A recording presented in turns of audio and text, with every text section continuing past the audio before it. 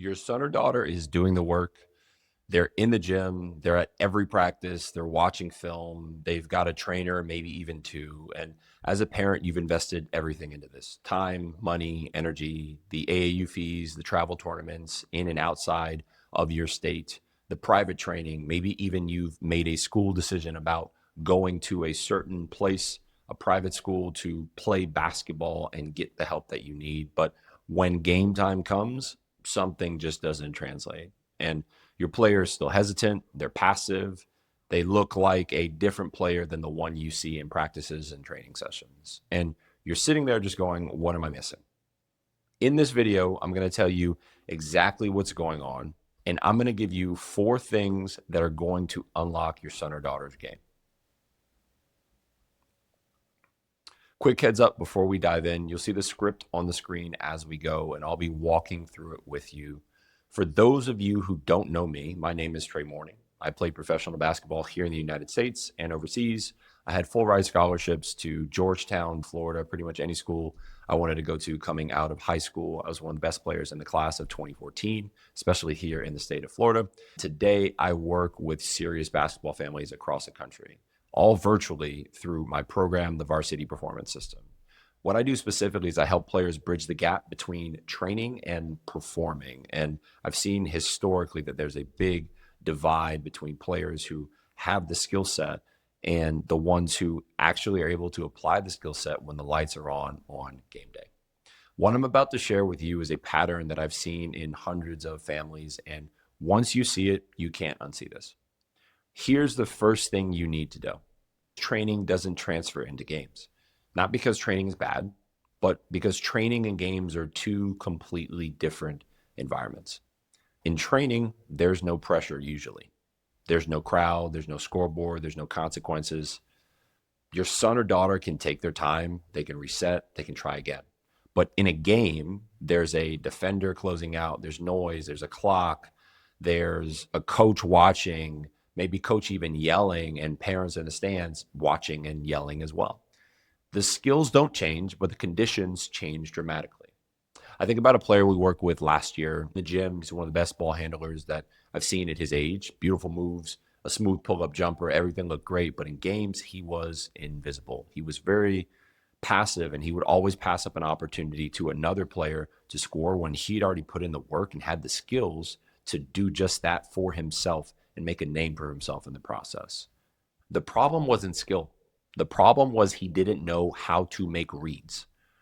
He had moves, but he did not know how to make reads. He knew what to do in a drill, but not in a decision. The player has everything they need, but they just don't have the manual as to how to use the saw, the wrench, and all the other tools in the box. If your child looks great in practices but freezes in games, the answer isn't more reps. It's teaching them how to read the game in real time. Now that you understand the training to game gap, let's talk about the things that make this worse. The second issue is overthinking. And this is one of the more common examples that I see in a lot of players across the country. And when a player doesn't trust what they see, they go into their head. Once they're in their head, they second guess, they hesitate. And in basketball, hesitation kills everything. The window to make a play is about half a second. If your child is thinking instead of reacting, they're already too late. I had a parent tell me recently, she knows what to do, she just won't do it. And that's the perfect way to describe it. It's not a talent problem, it's a processing speed problem. And it usually comes from one of 2 places. Either the player is afraid to make mistakes, or they've never been taught how to simplify their decisions.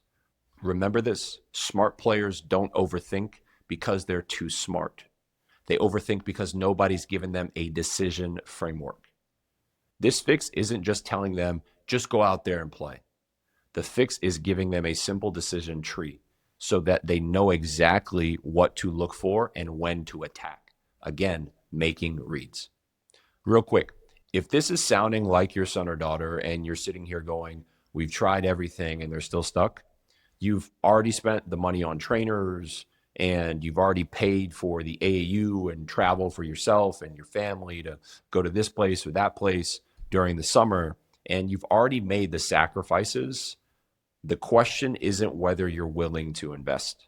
The question is whether what you're investing in is actually working. There's a link below this video. Book a call with me. Let's actually look at what's happening, because once you see the pattern, the solution becomes obvious. All right, so you've got the gap and the overthinking loop. Now let's talk about the part most parents don't even know exists. This is the one that surprises parents the most. Your son or daughter can be confident in practice and completely lose that confidence in games. And it's not because they're unfocused, and it's not because they're soft. It's because confidence in basketball isn't a feeling, it's a skill. Most people think confidence is something you either have or you don't. That's not true. Confidence is built through preparation, clarity, and repetition in the right conditions. If a player only trains in low pressure environments, their confidence only works in low pressure environments. The second the stakes go up, all of this disappears.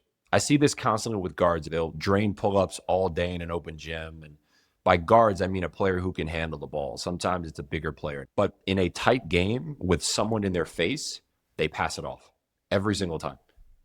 That's not a shooting problem. That's a confidence under pressure problem. And it only gets fixed when you train for it specifically. Remember this, confidence isn't a personality trait. It's a skill. And any skill, it has to be developed intentionally. If your son or daughter seems confident in some settings and not others, they don't need a pep talk. They need an environment that builds game-ready confidence. That's not something that most trainers provide. And it's something most parents don't even know how to look for. Now, here's the last piece. This is part 4. And this might be the most important one. The last thing I share with you, and I say this with a lot of respect, is how you show up as a parent directly impacts your player's performance. Now, I'm not necessarily saying that you're doing anything wrong or that you're a bad parent. What I am saying is that young adults are always reading their parents. If you're frustrated after a game, they feel it. If you're comparing them to another player, they internalize it. If you're stressed about whether all this money you're spending is worth it, they carry that weight too. And that weight shows up on the court. One of the most powerful things I've seen inside our community is parents getting support from other parents. Dads and moms from all over the country, different teams, different levels, different situations, but no competition or team drama between them. Just real conversations. And what happens is when the parent gets clarity and peace, the player starts playing more free every single time. Remember this, you can't pour from an empty cup. When the parent is supported, the player feels freed.